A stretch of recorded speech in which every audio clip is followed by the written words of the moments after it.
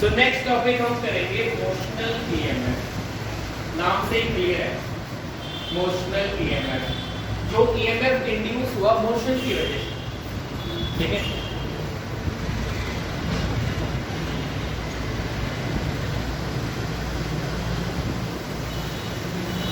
देखो motional EMF क्या है? The induced EMF, the induced EMF which is produced, the induced EMF which is produced by changing the effective area, by changing the effective area of coil or circuit by moving it in uniform magnetic field, uniform magnetic field। हम क्या करते हैं, magnetic field में किसी coil को move कराते हैं। Magnetic field में कॉइल को मूव करवा के कॉइल का इफेक्टिव एरिया जो मैग्नेटिक फील्ड के अंदर है वो चेंज कर देते हैं, जिसकी वजह से उसका फ्लक्स चेंज होता है, उसमें ईएमएफ आ जाता है। और जो ईएमएफ आएगा उसको बोलेंगे, जो इंड्यूस्ड ईएमएफ उसमें आ गया उसको बोलेंगे मोशनल ईएमएफ, क्योंकि मोशन की वजह से आया। कॉइल मूव किया ना मैग्नेटिक फील्ड में। मैं आपको डायग्राम बना के दिखा देता हूँ। मान लो ये मैग्नेटिक फील्ड है हमारे पास।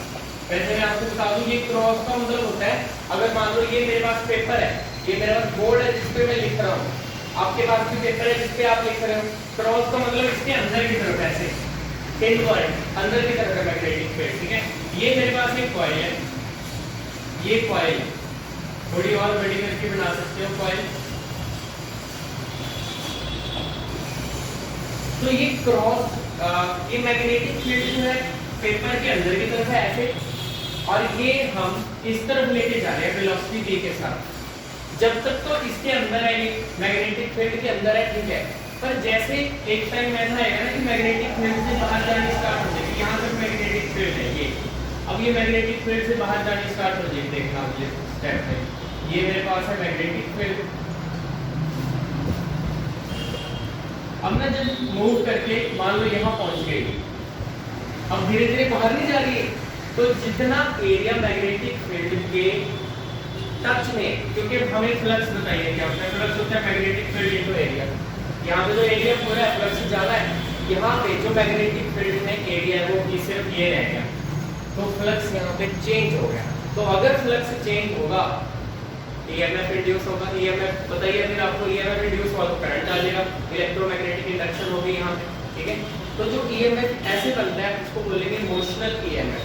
तो हमने ली एक कॉइल ABCD ले ली, जिसको वेलोसिटी v से यूनिफॉर्म मैग्नेटिक फील्ड है v, मैग्नेटिक फील्ड में मूव करवा दिया इस कॉइल को, ठीक है। तो जैसे ही ये कॉइल बाहर गई वेलोसिटी v के साथ,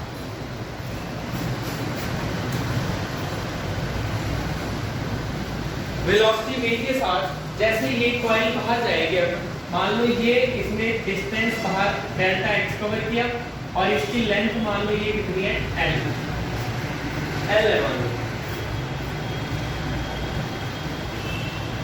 तो आप ये कंसीडर करो पहले,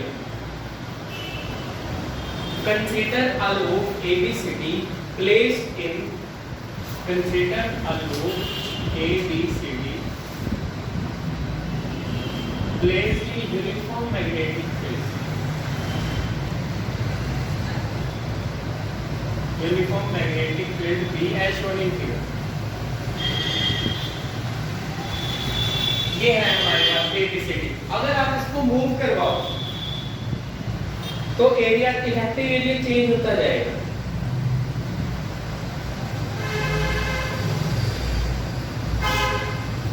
Let this loop moves with velocity. Let this loop moves with velocity v as shown in figure।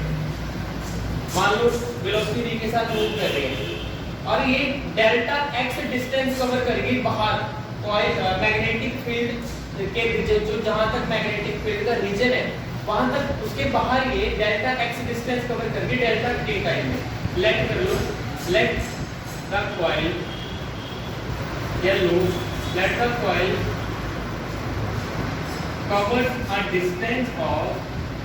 covers a distance of delta x in time delta t. Therefore मैं लिख सकता हूँ velocity is equal to displacement by time. कर सकते हैं ना, क्योंकि हमने डेल्टा x की डिस्प्लेसमेंट कवर की डेल्टा t टाइम में, तो मैं ऐसे लिख सकता हूँ velocity. अब हमें चाहिए चेंज इन फ्लक्स, वो बताऊंगा क्यों मैं, चलो आपको पहले बता देता हूँ. हमें पता करना है, देखो मोशनल ईएमएफ जो फैराडे लॉ है वो क्या कहता है, अकॉर्डिंग टू फैराडे जो इंड्यूस्ड ईएमएफ है उसको कैसे लिखा जाता है, minus D phi by dt. देखते हो ना, minus D phi by dt. तो जहाँ पे मैंने d लिखा है जरूरी थोड़ी है d, आप डेल्टा भी लिख सकते हो, क्या प्रॉब्लम, क्योंकि हमने टाइम क्या लिया है डेल्टा, डेल्टा भी स्मॉल है d भी स्मॉल है, पर d जो है ना वो वेरी स्मॉल होता है, डेल्टा से ज्यादा, समझ गए, वो d की जगह डेल्टा में लिख सकते हो, कोई प्रॉब्लम नहीं है. तो अब देखो हमें पता करना है change in flux is given by, सबसे मेन यही है, मैंने इसको लिख दिया डेल्टा पाई.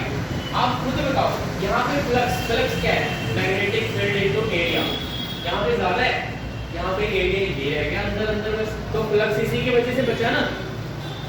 चेंज कितना है फ्लक्स में, जितना एरिया बाहर चला गया उसकी उतना चेंज है, ठीक है. तो पहली बात तो यहाँ फ्लक्स ज्यादा था, इनिशियल फाइनल कम रहेगा, तो जो चेंज है वो हमेशा फाइनल माइनस इनिशियल करते हैं, छोटी वैल्यू माइनस बड़ी वैल्यू नेगेटिव है.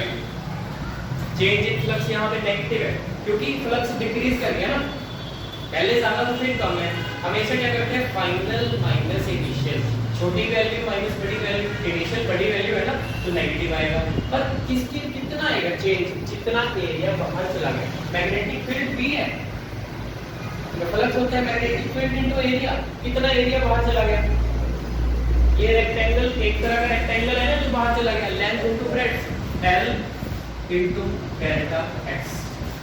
ये आ गया मेरे पास equation number 2, change in flux.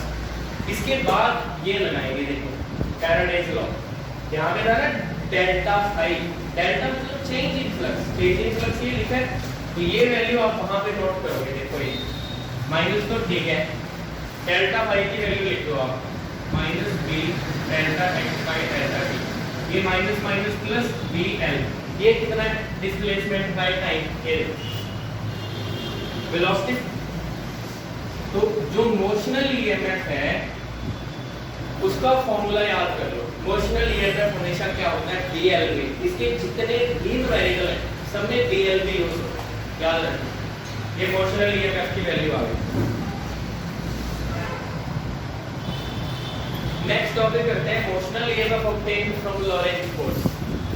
मान लो ये हमारे पास एक यूनिफॉर्म मैग्नेटिक फील्ड है, जैसे अभी आपको बताया था. क्रॉस का मतलब क्या है, ये व्हाइट बोर्ड में मैं लिख रहा हूँ इसके इनवर्ट ऐसे, क्रॉस का मतलब क्या है, into the plane of paper, into the plane of this white board, ठीक है, ऐसे मैग्नेटिक फील्ड. अब मेरे पास एक कंडक्टर है, ये कंडक्टर है, कंडक्टर है पी क्यू, ये कंडक्टर वेलोसिटी v के साथ जा रहा है. अब कंडक्टर के अंदर मान लो एक चार्ज है क्यू चार्ज, और वो भी वेलोसिटी v के साथ जा रहा है, पर वो p से क्यू जा रहा है. चार्ज जो है p से क्यू मूव कर रहा है सेम वेलोसिटी के साथ, जितनी वेलोसिटी के साथ कंडक्टर आगे जा रहा है मान लो, ठीक है. तो ये कंडीशन है, पहले थोड़ा बहुत लिखवाऊंगा फिर उसके बाद आगे करेंगे, ठीक है. Consider a conductor PQ, consider a conductor PQ having length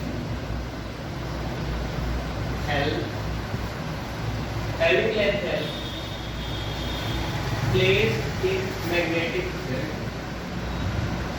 placed in magnetic field as shown in it.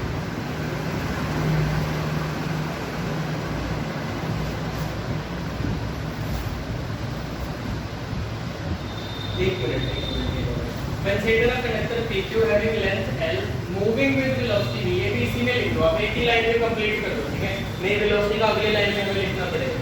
Moving with velocity v, moving with velocity v in magnetic field as shown in figure. अब ये इस तरफ जा रहा है velocity v के साथ, अब उसके अंदर जो चार्ज है वो p से क्यों मूव कर रहा है with same velocity v। Let an arbitrary charge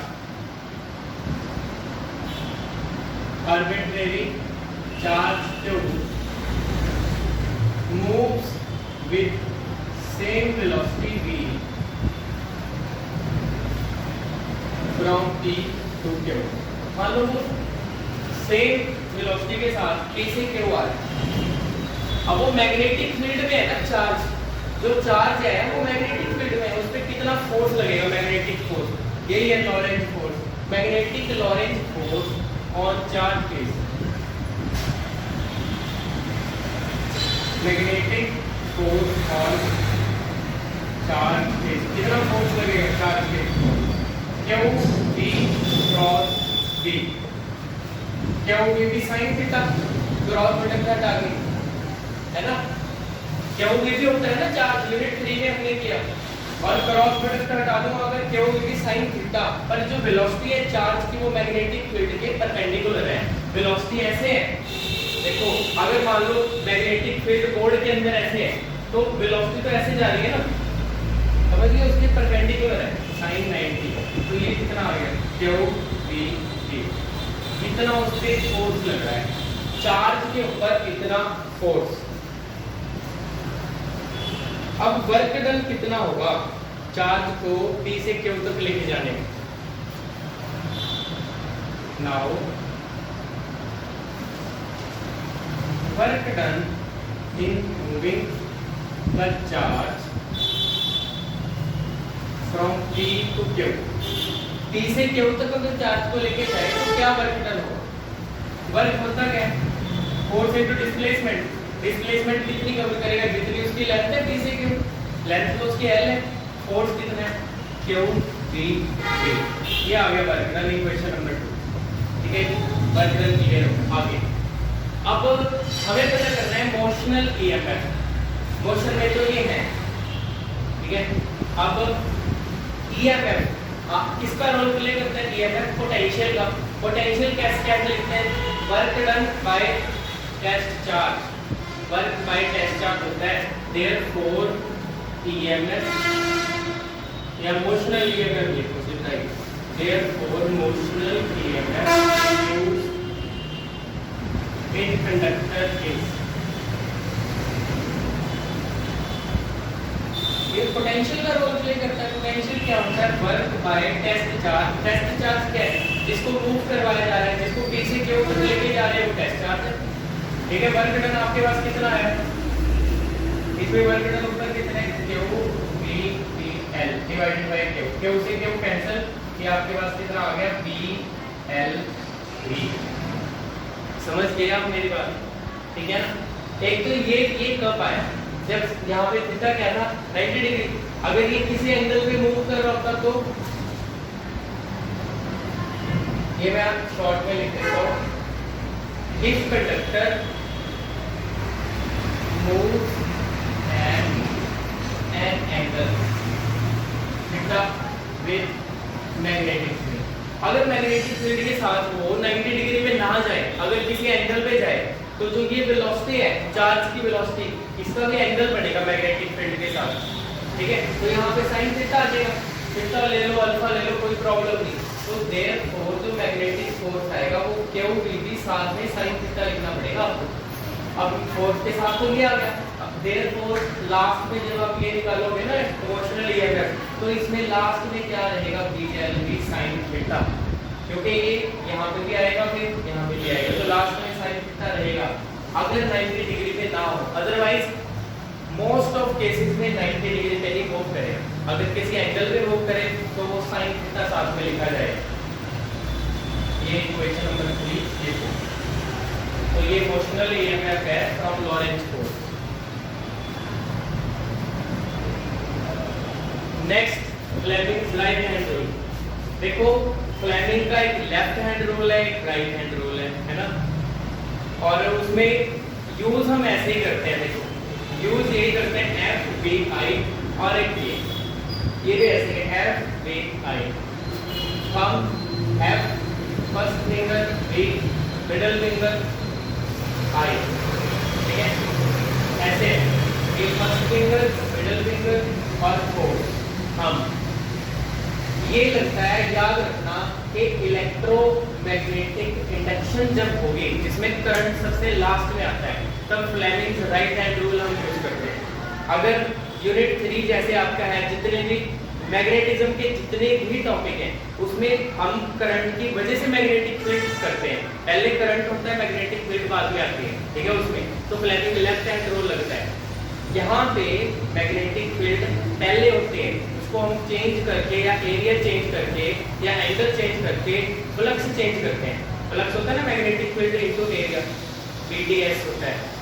तो मैग्नेटिक फील्ड एरिया या एंगल चेंज करके फ्लक्स चेंज करेंगे, फ्लक्स चेंज करने के बाद ईएमएफ इंड्यूस होगा, फिर लास्ट में करंट आता है यहाँ पे, तो उसमें लगेगा राइट हैंड रूल। ये सिर्फ मैंने इसलिए बता दी कि कभी आपको डायरेक्शन की जरूरत पड़ गई तो आपने राइट हैंड यूज करना है, एफ वी आई, ठीक है।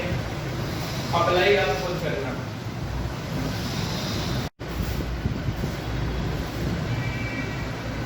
नेक्स्ट टॉपिक करते हैं eddy current.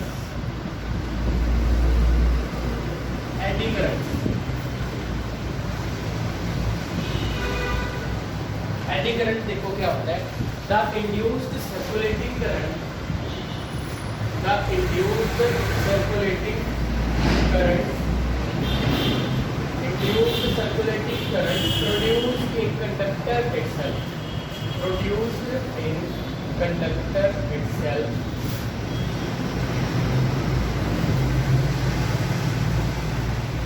by changing magnetic flux, या due to change in magnetic flux, due to change in magnetic flux linked with conductor,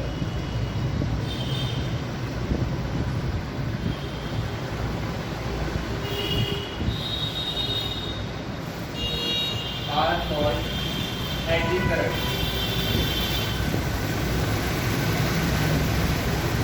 eddy current और Foucault current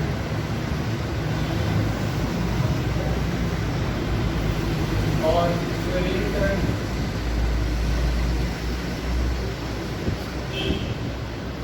और circulating current.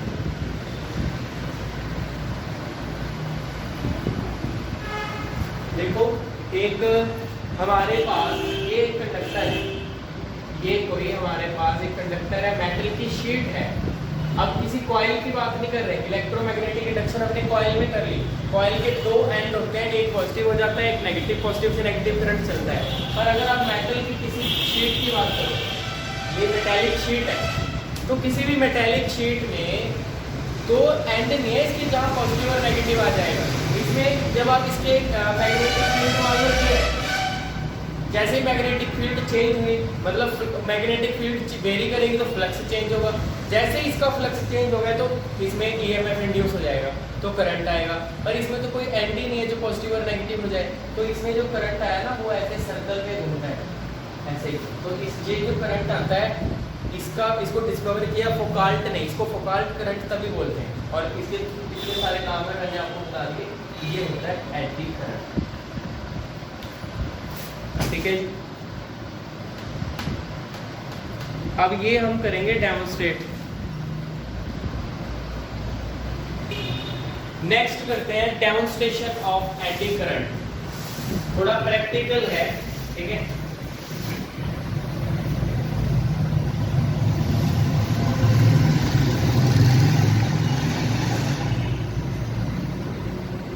देखो इसकी जो डेमोन्स्ट्रेशन है वो दो तरह से आपको करवाऊंगा मैं। एक है जंपिंग डिस्क, आपको पता चलेगा कि कहाँ पे एडी करंट आ रहा है, कैसे आ रहा है। एक जंपिंग डिस्क होती है, ठीक है, ये हम भी बना सकते हैं। है क्या ये,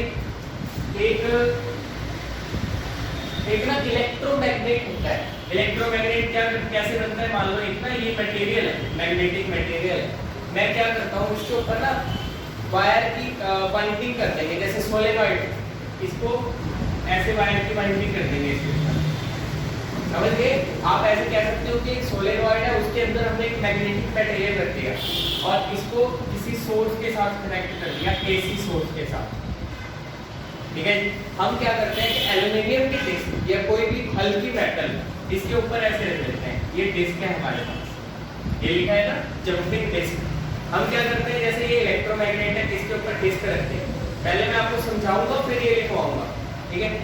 अब होगा क्या, मान लो ये ऐसे लिंक है सोर्स के साथ, एसी सोर्स के साथ, जैसे ही आपने इसमें सर्किट को क्लोज किया, जैसे की लगी है, मान लो क्लोज कर दिया आपने, करंट इसमें जाना शुरू हुआ, करंट ना एसी है, वैसे वेरी भी कर रहा है करंट बार बार, मान लो करंट इसमें जो कोई भी कॉइल है ना उसमें करंट एकदम नहीं जाता, करंट उसमें धीरे धीरे बढ़ता है। आपने किसी घर पे CFL लगी है तो उसमें देखा होगा आपने, जब आप ऑन करते हो ना एकदम पूरी ग्लो नहीं करती हो, तो थोड़ा सा टाइम लेती है, और जब आप बंद कर देते हो एकदम बंद भी नहीं होती, थोड़ा टाइम लेती है बंद होने में। कॉइल में करंट एकदम नहीं जाता कभी, ये भी मैं आपको आगे एक्सप्लेन करूंगा डिटेल में, ठीक है।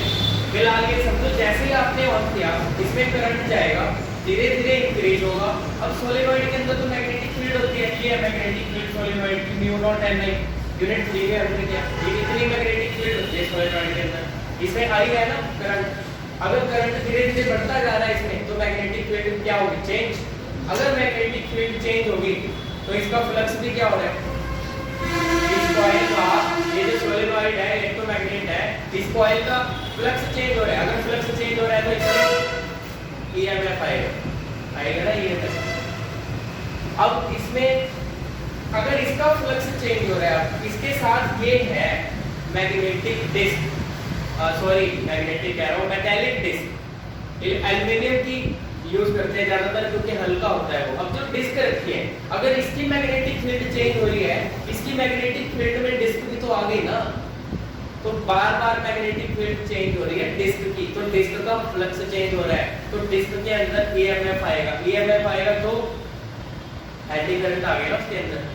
ये तो डिस्क तो एक कोई वायर थोड़ी है डिस्क, कोई ना ही कोई कॉइल है, ये तो मेटल का पीस है, तो उसमें एडी करंट आ गई। अब मतलब लास्ट में EMF इंड्यूस हो गया, करंट आ गया, सर्कुलेटिंग करंट। अब इसमें लगता है लेंज लॉ, ये जो मैंने लिखा है ना जंपिंग डिस्क, इसमें डिस्क जंप कैसे करती है, एडी करंट तो बढ़ गया, लेंज लॉ लगेगा। लेंज लॉ क्या कहता है, the direction of induced EMF is such that it oppose the cause of producing it, जिस वजह से EMF बना है उसको रोकना है।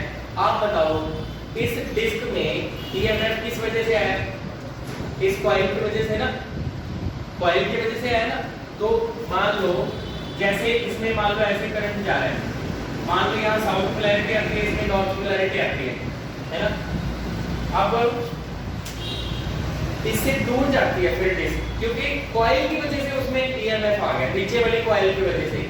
तो क्या होता है, अगर यहाँ पे साउथ पोलैरिटी आ गई ना, ये जो मेटालिक डिस्क है उसके नीचे भी साउथ बन जाता है, ताकि साउथ साउथ को क्या करे, रिपेल करे। तो इसके नीचे भी साउथ बन जाएगा, ऊपर नॉर्थ, ये साउथ साउथ को रिपेल करेगा और ये दूर जाता है, क्योंकि लेंज लॉ कहता है ना जिस वजह से EMF बना उसको रोकना है, इसकी वजह से कॉइल की वजह से आया, तो कॉइल से उसको दूर लेके जाना है, समझिए। तो वो ऊपर जाती है फिर जंप करती है, ये है जंपिंग डिस्क। तो इसमें एडी करंट बनता है, समझ गए आप। ये है पूरी डेमोंस्ट्रेशन कि एडी करंट इसमें कहाँ बन रहा है, कैसे काम हो रहा है पूरा। तो आप ये लिखो,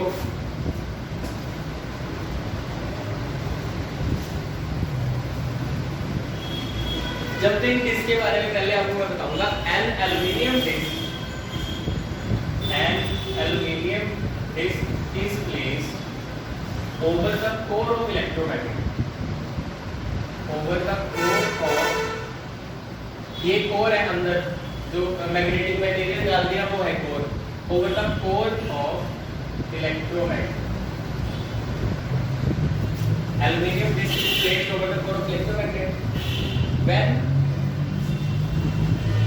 when circuit is closed, when circuit is closed, and when circuit is closed, then current flows in the circuit and current flows in the circuit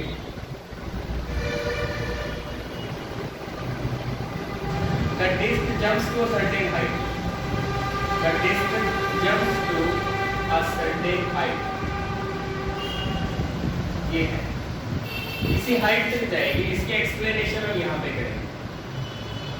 इसको एक्सप्लेन जो मैंने आपको बोल के बताया ना, वो ये तो समझ आ गया आपको कि मेटालिक डिस्क है, एल्युमिनियम हल्का है, तो वो यूज कर रहे हैं. इलेक्ट्रोमैग्नेटिक की कोर के ऊपर रखा जाता है, जैसे करंट पास करोगे वो जंप करते हैं. क्यों करते हैं वो हम लेते हैं. ये पूरा एक्सप्लेन कर देते हैं. ठीक है. When the circuit is close, when circuit is close, that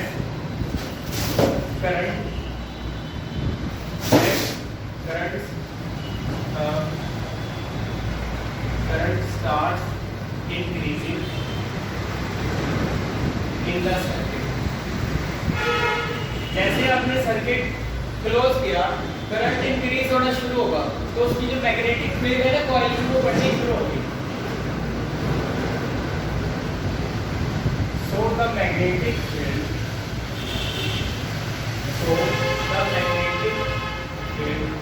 of solenoid also starts increasing. Magnetic field increase करने लगे. और मैग्नेटिक फील्ड किसके साथ लिंक्ड है? डिस्क के साथ. So flux linked with the aluminium disc changes. उसमें जो फ्लक्स है एल्युमिनियम डिस्क का वो चेंज होगा. अगर फ्लक्स चेंज होगा तो उसमें ईएमएफ आएगा. therefore an EMF get induced in disc. अगर EMF आ गया तो उसमें एडी करंट आ गया. therefore an EMF and hence इस एक ही लाइन में लिख दो. therefore an EMF and hence eddy current. Eddy current gets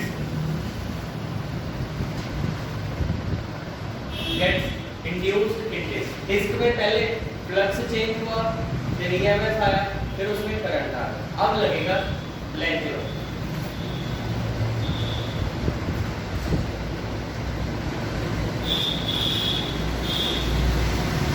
अब इसमें लेंथ लो लगाएंगे.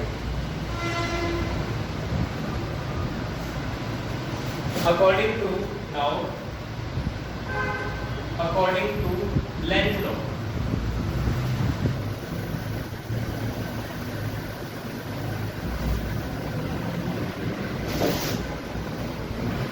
the direction of induced EMF is such that it opposes the cost of producing it.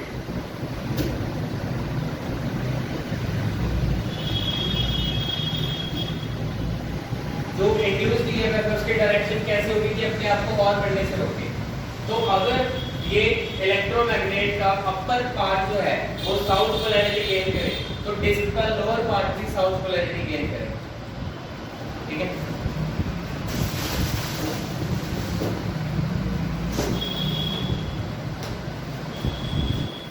ये note कर लिया होगा अपने साथ.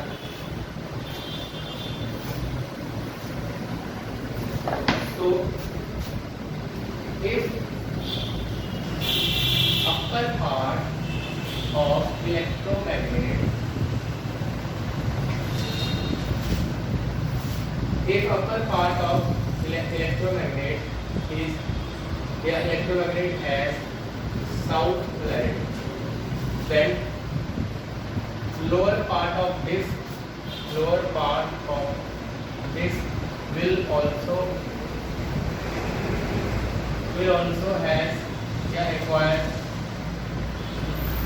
also acquire south polarity.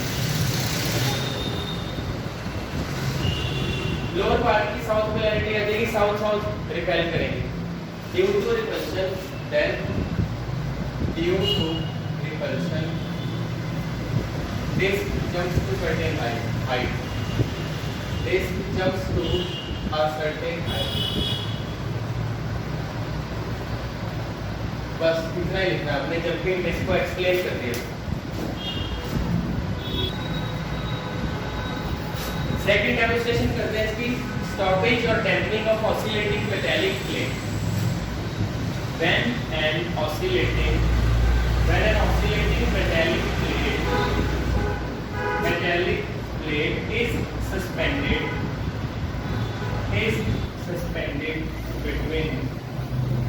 between two strong pole pieces, magnetic poles कह लो आप, strong magnetic poles, it comes to rest in a short while. It comes to rest in a short while. देखो जब ना आपने किसी ऑसिलेटिंग प्लेट को magnetic poles के बीच में रख दिया, ठीक है, ये चाहे आप जैसे मर्जी ले लो, और ये देखो मैग्नेटिक फील्ड है और मेरे पास एक प्लेट है।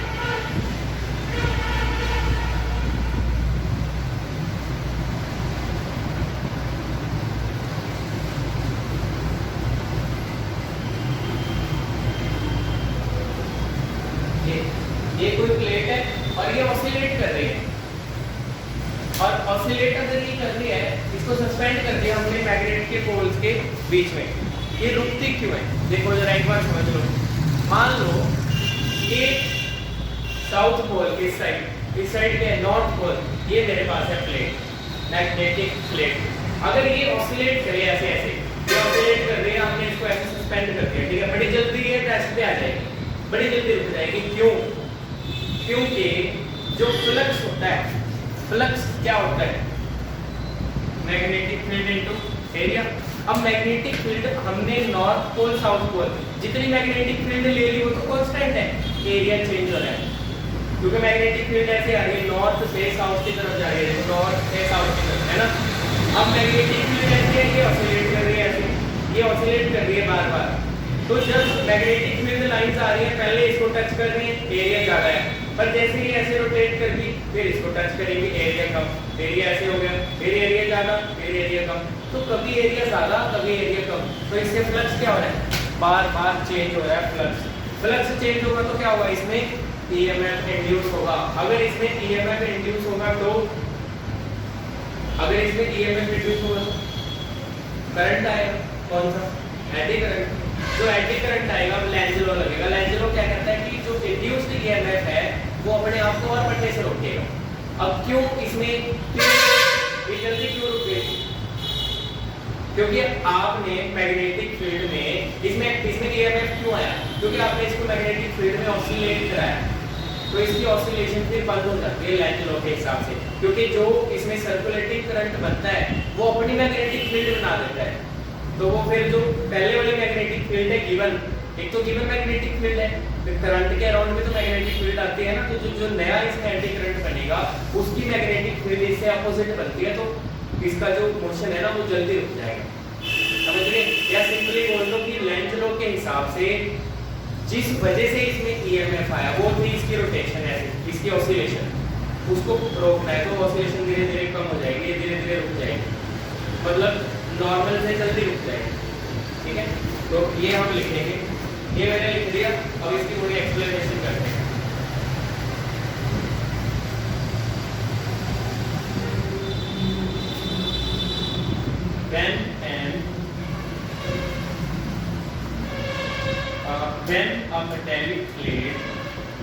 When a metallic plate oscillates between pole pieces,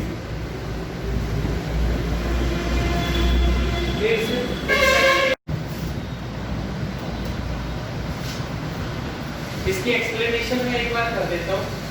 ठीक है, जो मेटेलिक प्लेट है अगर ऑसिलेट कर रही है मैग्नेट के पोल्स के बीच में, तो जो इफेक्टिव एरिया है उसका मैंने आपको बताया जैसे वो रोटेट करेगी इफेक्टिव एरिया बार बार चेंज होगा, उसकी वजह से क्या होगा, फ्लक्स होता है magnetic field into area, area change होगा तो उसका फ्लक्स भी चेंज हो जाएगा।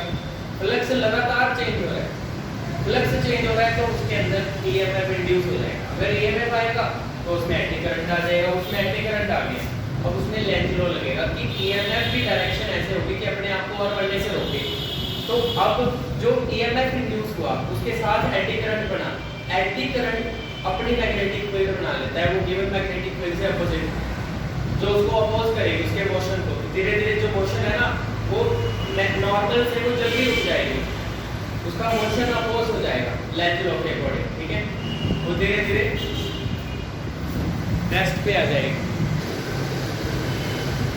नेक्स्ट टॉपिक करते हैं डिसएडवांटेज ऑफ एंटी करंट। देखो जो एंटी करंट बनता है ना उससे हीट प्रोड्यूस होती है मेटल में, जिससे कि इलेक्ट्रिकल एनर्जी हीट एनर्जी में लॉस हो जाती है। The production of anti current in a metallic block, production of anti current in metallic block leads to the heat loss,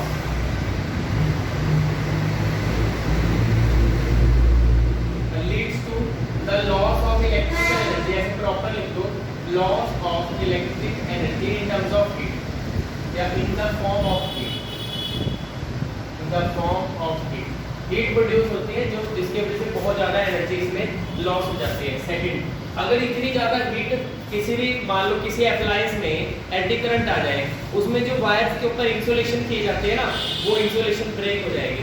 the heat produce breaks the insulation, the heat produce breaks the insulation, insulation third insulation break होगी, इससे unwanted damping effect भी होता है। Eddy current में cause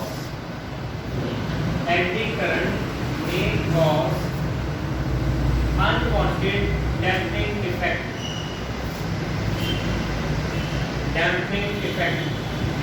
देखो मान लो कुछ machines है कहीं मान लो कुछ मशीन के पार्ट्स चल रहे हैं, मेटालिक ब्लॉक है ना, पार्ट्स मान लो चल रहे हैं, मूव कर रहे हैं, बाय चांस अगर किसी करंट में चेंज आने की वजह से मैग्नेटिक फील्ड उसकी चेंज हो गई, उसमें एंटी करंट आएगा।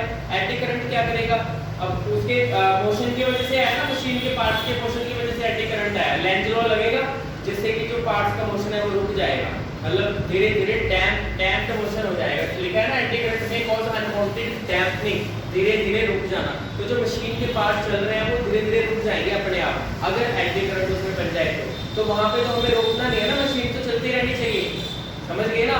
तो कई जगह जहां जरूरत नहीं है डैम्पिंग की वहां पे भी एंटी करंट आ जाता है, तो ये इसकी ड्रॉबैक्स थी। अब जो हीट लॉसेस हैं उसको कैसे मिनिमाइज करना, minimisation of heat losses due to eddy current. Next topic is minimisation of heat losses due to eddy current. ये मैं पहले आपको बता देता हूँ उसके बाद लिखूंगा आपको, ठीक है, बहुत इजी है। मान लो ये मेरे पास एक मेटालिक ब्लॉक है, ये एक मेटालिक ब्लॉक है, अगर मैं इसका फ्लक्स चेंज कर दूं किसी तरीके से, इसमें ईएमएफ आएगा, ईएमएफ के बाद इसमें करंट आएगा, अगर करंट आएगा तो कौन सा आएगा, एंटी करंट आएगा, जिसकी वजह से इसमें हीट आएगा। तो होता क्या है, अगर ये बड़ा पीस मैं मेटल का लेता हूं तो इसमें ज्यादा करंट आएगा, ज्यादा हीट प्रोड्यूस होगी, ठीक है। हम क्या करते हैं, ये मेटल का जो ब्लॉक हमने लिया ना, पूरा ब्लॉक लेने के बजाय इसकी बहुत पतली पतली स्ट्रिप्स ले लेंगे, प्लेट्स ले लेंगे, बहुत जिसकी थिकनेस बहुत कम हो, ठीक है, बहुत पतली पतली प्लेट्स इसकी लेके ना उनके बीच में लैमिनेशन कर देंगे, प्लेट्स को लैमिनेट करके, जैसे ये छोटे छोटे प्लेट्स जोड़ दिए हमने, मैं आपको एक मिनट बता के दिखाता हूं। जैसे ये है मेरे पास, बट ना ये छोटी छोटी प्लेट्स हमने जोड़ी,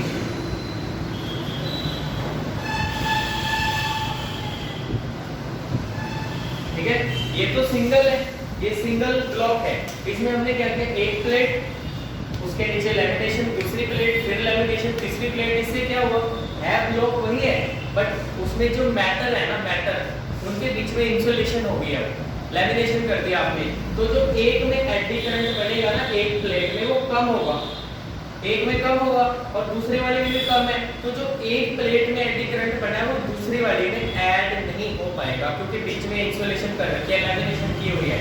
ऐसा ट्रांसफार्मर में होता है, ट्रांसफार्मर की जो कोर है ना वो ऐसे बनाई जाती है। मेरे पास एक छोटा ट्रांसफार्मर होगा तो मैं आपको दिखा दूंगा बिल्कुल अभी। तो उसमें ट्रांसफार्मर में ऐसी छोटी छोटी स्ट्रिप्स बनाई जाती हैं इसकी, ठीक है, मेटल की छोटी छोटी प्लेट्स ली जाती हैं, लैमिनेशन होगी बीच में, इससे एडी करंट जो है वो ऐड अप नहीं हो पाएगा। एडी करंट मतलब कम बन रहे हैं एक एक में, तो हीट भी फिर कम होगी, हीट को खत्म नहीं किया जा सकता, बस मिनिमाइज किया जा सकता है। समझ गए आप? यही मैंने आपको लिखवाना है।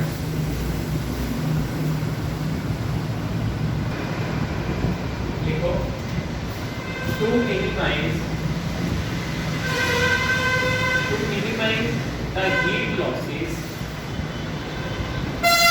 Due to eddy current, to minimize the heat losses due to eddy current, metallic block is replaced by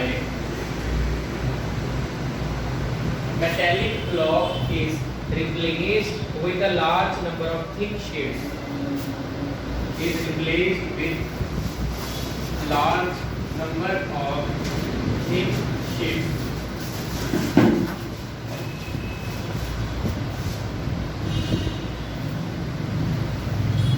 These sheets are electrically insulated. These sheets are electrically insulated from one another.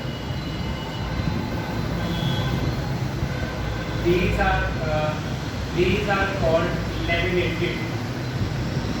These are called laminated sheets.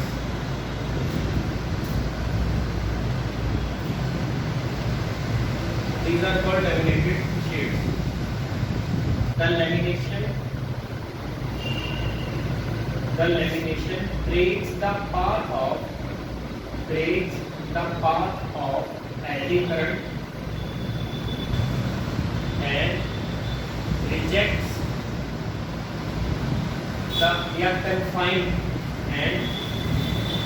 confined the eddy current within each sheet. एक sheet में अपना eddy current रह जाएगा। Therefore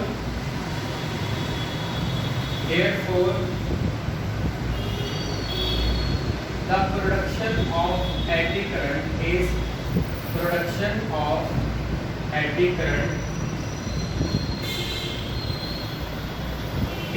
reduced to large extent. अगर eddy current ज्यादा हमने रोक दिया तो हीट भी कम ही बढ़ेगी। Therefore heat loss is minimized.